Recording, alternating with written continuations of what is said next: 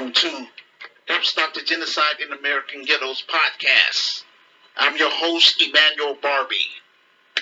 I'd like to encourage everyone on my Facebook friends list, everyone in my social groups, and all of my listeners worldwide. Please do me a favor. Hit that like button and share this video podcast with your friends. Ladies and gentlemen, make sure that you are subscribed to my YouTube channel. It's free. Help make this video podcast go viral by posting this link to your Facebook page, your Instagram page, and or on your Twitter page. This video podcast is available in three forms: audio, video, and as a written text in order for us to reach our audience. On my YouTube channel, you can watch my latest video podcasts. I provide direct links to our virtual store, my Amazon author page, our PayPal page, my Medium page, and our GoFundMe page under the About section. We look forward to having you on board with us as we embrace upon this exciting project. If you are listening to this audio podcast on Anchor, just click on the YouTube icon to connect with my YouTube channel. In order to follow along with my presentation, I strongly recommend everyone on my Facebook friends list exchange emails with me so that I can email you everything I do online. I encourage all of my listeners to follow me on my Medium page. This is where I post my transcript so that you can read my full speech word for word or click on the audio version to hear my speech. I use this platform to interact with everyone on my friends list and everyone in my social groups by giving Black business owners free airtime to promote their products and services. I give people in the faith community an opportunity to share the gospel of Jesus Christ. I give Black authors and ordinary law-abiding citizens an opportunity to share their special talents and skills to my listeners from around the globe. After the show, I offer my guest speakers an incentive by teaching them how to create their own podcast and YouTube channel to help them earn extra revenue. I also assist people on my friends list with creating basic websites, finding college scholarships and grants, housing, and legal services, all for free. I am not interested in writing and publishing more books, but rather producing quality Black empowerment films and creating successful Black businesses. I am not online to beg for donations. I want to exchange something of value. My thing is, if I am going to ask for something, then I'm going to have a product or service behind it, like my revised book or my virtual store. This video podcast is an extension of the grassroots community activist movement. Over here, we promote critical thinking while discussing social issues throughout the diaspora and on the African continent until the Grassroots Community Activist Institute of Chicago materialize. It's my hope through this podcast and through my social groups I can connect with other like-minded Black people, African people, Afro-Caribbean people, Afro-Brazilian people, and others who will work with me directly in turning my vision and plan for Black America and Africa into a reality. Once we get this film project fully funded and made and get our Christian business up and running, then I would love to invite many of you to Chicago, Illinois to speak or preach during our live events. Through the Grassroots Community Activist Institute of Chicago, we will help pay for your travel and hotel expenses pending on our budget and sponsorship. We will also compensate you for your time and talent. Saturday, March 25th, 2023, I would like to personally invite everyone on my Facebook friends list, everyone in my social groups, and all of my listeners from around the globe to please participate on our virtual conference. I am still looking for at least 5 people to be on the panel. I prefer that we practice using StreamYard in advance so that we can do a professional show that would challenge our competitors. With StreamYard, we can interact with our audience in the chat room during the show. The theme, confronting modern issues within Christianity. Time, 2 p.m. through 4 p.m. American Central Time, 3 p.m. Canadian Time, 8 p.m. West African Time, 9 p.m. South African Time, 10 p.m. East African Time, and 8 p.m. UK Time. Instructions on how to participate on the show. First, watch my video podcast. This is called Side A. After I finish my presentation, then I will open up the phone lines through Facebook Messenger. This is called Side B. You can interact with me in real time either by voice call, by clicking on the phone icon, or by video call by clicking on the camera icon. Today's topic of discussion: beware, cash reparations political con game for 2024. Today we're talking about reparations. I read an article from Newsweek entitled San Francisco, quote, San Francisco faces backlash over reparations support, political ploy, unquote. In San Francisco, there's an important discussion going on about reparations. Some people are being progressive in terms of pushing the issue of wealth, which was stolen from Black Americans over hundreds of years. I encourage my listeners to please go to my Medium transcript so that you can read the entire article for yourself under Show and Prove. The state of California came up with a proposal of $5 million cash payment to each person that lives in San Francisco who are descendants of American slaves. I'm glad that San Francisco is trying to set a precedent across the United States of America. But be very careful. This could be a trick to get Black Americans to remain on the Democrat plantation. The only reason why these corrupt politicians are pretending like they're going to pass reparation is that they can secure the Black vote for Governor Gavin Newsom in 2024. I was not surprised to hear that the San Francisco NAACP branch rejected the proposal of $5 million reparation cash payment for descendants of American slaves because, like I said from my last podcast entitled, quote, when are Black people and African immigrants in America going to build Grecaio Chicago? Unquote. I said our biggest problem within Black society is the enemy within, the Black boule. This issue alone is what Black people should be talking about around the globe. We have ineffective Black leaders who don't represent our interests. One of the biggest problems we have in America is our Black leaders are selected by the white supremacist financial elites. They are bought and paid for instead of us, the Black grassroots. For example, when Black Lives Matter came out during the George Floyd protests, all of a sudden you had all these white corporations wanting to support Black people. They gave the Black Lives Matter organization $92 million. Don't take my word for it. Go to my Medium transcript and scroll down to Show and Prove. How many of y'all saw that money?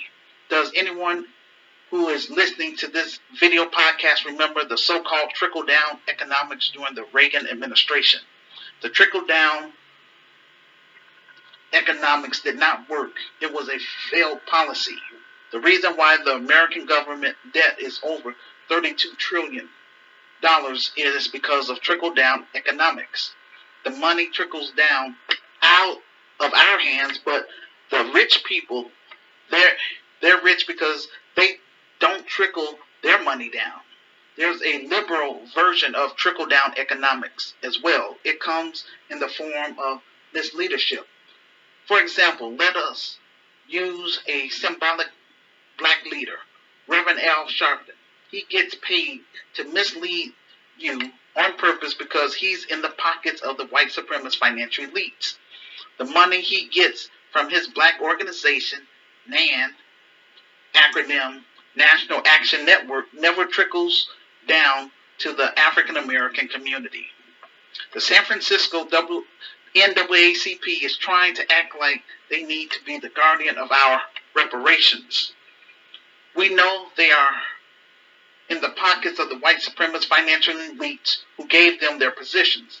They are not leaders. They are incapable of doing anything of significance for the African American community. As a matter of fact, the Black Boule have a Democratic first mentality instead of a black first mentality.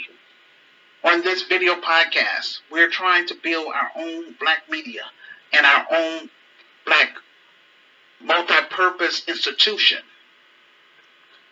I'm not like Tyler Perry. I don't have a production company like Lionsgate backing me. We're doing this grassroots style. That's why I need your support by sharing this video podcast, and please leave a public comment about the topic in the comment section below. The best way to get involved with the grassroots community activist movement is by helping me get my revised book on the bestsellers list and donating to our film project on our GoFundMe page. I list all the links in the comment section. What makes GRCAM different from other black organizations is that I wrote my revised book for GRCAM members worldwide. My revised book is the foundation of the grassroots community activist movement. We offer a 21st century solution to solve our social problems domestically and internationally. I provide a detailed roadmap for black families that want to build generational wealth, for black families that want to break generational curses, and for black families that want their family members to advance in life. Then get my revised book on my Amazon page. I think that Reverend Amos Brown need to sit down, and the black community in San Francisco need to remove him from the Reparations Task Force. This is Willie Lynch in real time. 246 years of American slavery, systematic racism, convict leasing, and trillions of dollars in stolen wealth allowed by the American government. The educational system makes billions of dollars by pretending to educate our children. How many of y'all know black teachers out there who can teach? We have the capacity to lead and run our own institutions. That's why I've been trying to build for the past 31 years, but we have this Willie Lynch mentality among our people. This is harming our people and is passed down to the next generation.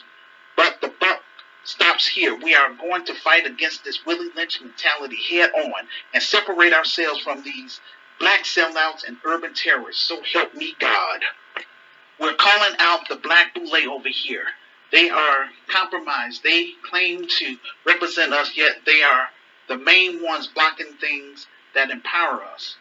For example, the Congressional Black Caucus all voted to pass the anti-Asian hate crime bill, but did not push for a black anti-hate crime bill. Stop trying to deflect the conversation. Stop trying to put more money in public schools, putting more money into their hospitals, or giving more money to their landlords so they can create affordable rent. The Black Boule does not speak for the black grassroots, nor the African American community any longer. We are here. We want to aim for ownership. Ownership is key to wealth and power.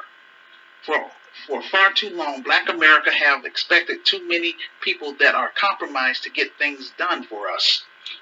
Chicago will take the lead by building our economic ties to Africa while hosting African tours so that the best of the diaspora can bring their skills to the continent and connect with African artists and African entrepreneurs. This will be a win-win for our inner cities in Chicago and for the African economy. I found another article from News One entitled, quote, NAACP oppose cash reparations to descendants of enslaved people in San Francisco, unquote. The NAACP of San Francisco issued a statement urging the Board of Supervisors to reject the $5 million payments in favor of reparation that are focused on investing in the Black community as a whole. The Reverend Amos Brown, president of the San Francisco NAACP branch, told the board to instead focus on investment in education, jobs, housing, healthcare, and a cultural center for the city's Black community. Quote, we strongly believe that creating and funding programs that can improve the lives of those who have been impacted by racism and discrimination is the best path forward toward equality and justice, unquote, Brown said. In a stunning turn of events, the San Francisco chapter of the NAACP came out and opposed to a reparation proposal for cash payments to the city's Black residents in an effort to atone for the lingering damages from slavery. A city-appointed committee proposed $5 million payout to Black adults who are descendants of enslaved people with a guaranteed annual income of at least $97,000 for 250 years. The committee also proposed the elimination of personal debt and homes in San Francisco with a price tag of just $1 a family. But while it appeared the movement was gaining momentum, the NAACP San Francisco branch tweeted a statement on Tuesday bashing the reparations proposal. Instead, the NAACP San Francisco branch offered its own reparations proposal that does not include cash payments. Quote, we strongly believe that creating and funding programs that can improve the lives of those who have been impacted by racism and discrimination is the best path forward toward equality and justice, unquote. San Francisco NAACP President Amos Brown said in a statement posted to Twitter. The statement specifically called on the Board of Supervisors to reject a one-time $5 million reparation payment to Blacks, unquote. Brown's statement came hours after a hearing with the San Francisco Board of Supervisors. The committee discussed more than 100 recommendations, many of which was passionately supported by the board. I can't read this anymore. You are welcome to go to my Medium transcript and read the full article yourself. Family, we are being sabotaged by our own people, not the so-called tethers. I wouldn't be surprised if these programs that the NAACP wants the city to contribute are indirectly ran by the Black Boule. Where was the NAACP San Francisco branch during urban gentrification, which Black people were being priced out of San Francisco? The NAACP wants the city of San Francisco to take that $5 million to fund their programs. It's a cash grab for the Boule. Most Latino immigrants are saying they are not responsible for American slavery, but it's a majority of Black voters who continue to vote for the Democrats, which are allowing their group to cross the borders freely. The Black vote allows illegal Latino immigrants to have sanctuary cities. Liberals, in my opinion, don't want Black people to become economically self-sufficient because then they won't get a majority of Black votes. Other groups claim it will bankrupt America. Yet none of these groups had an issue with the Biden administration handing out billions of dollars to Ukraine. The American government found money during COVID. Black Americans need to put pressure on the Democrats because a majority of Black people continue to vote for them. Vote blue no matter who. If you do the research, the NAACP was not created by Black people. Reparations would help end the wealth gap between Blacks and whites in America. Black Americans as a collective has $1.9 trillion spending power, yet we don't practice group economics or lobby with each other. Ghettos Chicago would take the lead in creating a lobbyist group within our political component. This is what I've been sharing with people when I did street ministry, but they just laughed at me and took my words as a joke. The lobbying part of the business would cut through all this cronyism and expose boule members. Upper class Black Americans who are well off don't want to associate with the black masses because of the negative images they see in films, music videos, and from the mainstream media. Ghettos of Chicago will take the lead to change those negative stereotypes about poor blacks. That's why our film project is so important. The Democratic majority in California could not pass Medicare for all in their own state. How are they going to pass reparations for black residents? It's my hope that this video podcast would go viral and reach the right people who have the means to help get our film project fully funded and made so that we can put my ideas into action starting in Chicago. I believe GRCAM members worldwide should focus on getting our film project fully funded and help me get my revised book on the bestsellers list so that we can have something to be proud of that we will build in the African American community in the 21st century. Then continue to push for reparation because the white supremacist financial elites will continue to dangle reparation to get the black vote while giving black voters nothing in return. When it comes to black Americans, the black world expect our economic ingenuity to develop and cultivate. African immigrants in America, hear me loud and clear. Help me build Ghettos Chicago, and in return, we will expand to your nation and create a chapter there so that we can launch international trade among our people. This is what I am called to do. Our goal is to set up chapters in 10 African nations, as well as in the Caribbean and Brazil. We will have protocol in place to reward our members who are doing good work in the community and hold those responsible for trying to undermine us through our Judas list and our media component. We may take legal action against such persons as well. I ran across a video clip from Fox News entitled, quote, San Francisco Reparations Plan RIP for suggested black residents receive $97,000 for 250 years. Hilarious, unquote. I strongly recommend my listeners to go to my Medium transcript so that you can watch the full video under Show and Prove. From what I got out of the panelists were upset about the California proposal to give black residents in San Francisco $5 million cash reparations to descendants of American slaves. One of the panelists named Gutfield said, no one is taking reparations serious. The bullet points under the San Francisco reparations proposal, except for the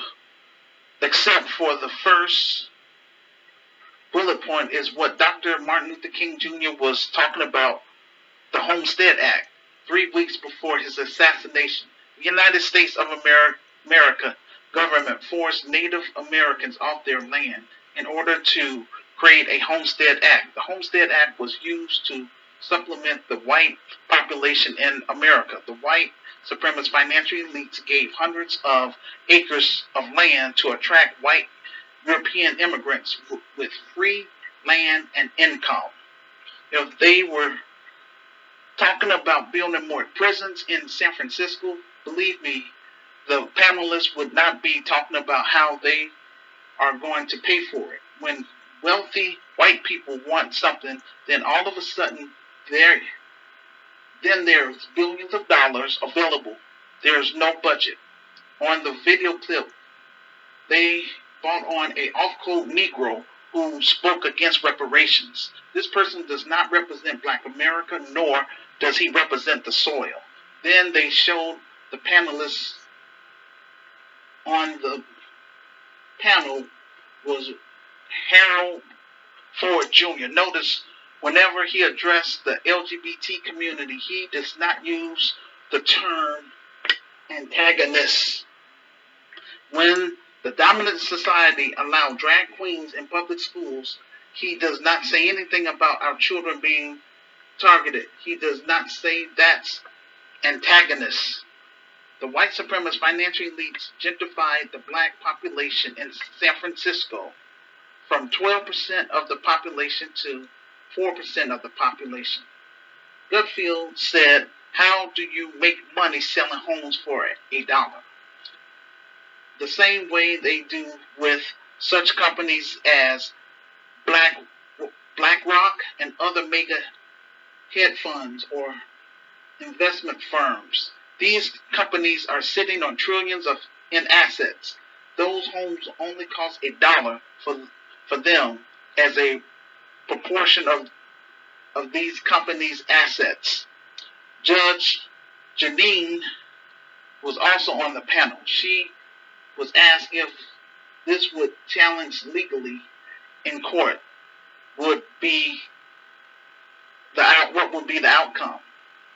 What are they telling the audience is that they are all on the same page when it comes to denying Black Americans reparations while talking about other groups who didn't experience what our ancestors endured in this country. These other groups voluntarily came over here. They were never targeted by the state. Judge Janine made a comment. She said, "If I lived in San Francisco, why should I have to pay $600,000 from my taxes toward reparations?" The answer is because she is reaping the benefits that our ancestors built. That is, they built the United States of America. All of these other groups want to start saying something now since we're on the verge of getting reparations. They chose to come to a city and state that is in debt to us. They are subject to the laws and the rules to become a U.S. citizen. Like it or not, America owes us a debt. Once we get our reparations, then Africa and the Caribbean and Brazil will also get their reparations too. But they're going to have to fight for theirs just like we're fighting for ours. When these cities want to give financial incentives to these Silicon Valley companies, it comes out of our tax dollars. Wealthy white men who are billionaires should be financing their own projects, not the taxpayers. Japanese Americans received reparations after World War II. Native Americans also received reparations from the American government. Where is our reparations? I found a video clip from the Roland Martin show entitled "Roland Martin, San Francisco NAACP rejects $5 million per person reparation payment proposal," unquote. I have an issue with Roland Martin because he is a Boule member. To watch the full interview, just go to my Medium transcript and scroll down to show and prove. Basically, Reverend Amos Brown said it was a misprint, but Roland Martin pointed it out twice. Reverend Amos Brown lost his credibility because he was caught in a lie. Rakai of Chicago would take the lead in rebuilding the African American community by encouraging the African immigrant community, the Afro-Brazilian community, and the Afro-Caribbean community to come forth and work with me in turning my ideas into a reality, starting in Chicago. When you don't control your own organization, then others will control the narrative. The NAACP, the Congressional Black Caucus, and the National Urban League are all front organizations. Their job is to infiltrate the African American community and mislead us. When we talk about Black economic empowerment, you have the clergy talking about education. You also got co-opted activists promoting LGBT rights. Every time we talk about empowering black people, here comes the black boule trying to change the subject. The black church has also been co-opted by the black boule. They had decades to get things right in the black community. In Greater Chicago, I will run my Christian business the way I run my home, which is drama-free. There will be no corruption within the business nor on my watch. Everyone must attend our mandatory orientation. Everyone must sign the community pledge, take our criminal background check, and submit their thumbprint to be placed in our database. When I first started this podcast, it was on Blog Talk Radio back in 2006. Back then, I was heavy on MySpace. I had 50,000 followers. I was also heavy on Black Planet and Yahoo groups, just to name a few. I shared my knowledge and experience with my group members and my listeners. I wanted to make my podcast relevant by promoting black issues and black and African issues. This is why I encourage my group members to come on the show and promote their business, their ministries, their poems, or their music to my listeners. I would do the same thing in our real Christian business, but we will charge a small fee because I have to pay my staff and other bills. So, again, I'm not trying to hide behind a computer. I'm trying to move from behind the computer. I want to be able to make a quality black empowerment film. I'm going to be in the field for that, because I'm not just going to hire a production company. I'm going to be a part of that production company, and I'm going to be, people can see me in person, bottom line. But my goal is to get this film project fully funded and made so we can move from behind the computer, make our presence known in the African American community, and do something positive for the city of Chicago the best that we can. Again, what I'm going to do is I'm going to turn the business over to qualified black middle class professionals. And when we host our African tours, our first place will be South Africa, and then when we go over there, I'm going to lead by example. I'm going to apply for dual citizenship. I'm going to set up a chapter in South Africa, and we're going to shoot our second film in South Africa. So that way I want Africans to take me serious. We're going to replicate the same business that we have here in America. I want to make sure I screen people, because people that I've been running across here in America, gotten like a lot of nasty attitudes and, just full of Willie Lynch. I'm screening for that and letting people know up front, we're not having that up in this business. That's just how it is. And so in Africa, we want to come against that colonized mindset. You know what I'm saying? We want to do the best that we can to connect with the grassroots. Well, make our presence known there. We want to work with, I would just say, people that want more out of life. We want to connect the, I would say, middle class Africans with the, I would say, working class Africans and the so-called underclass Africans that lives in the slums.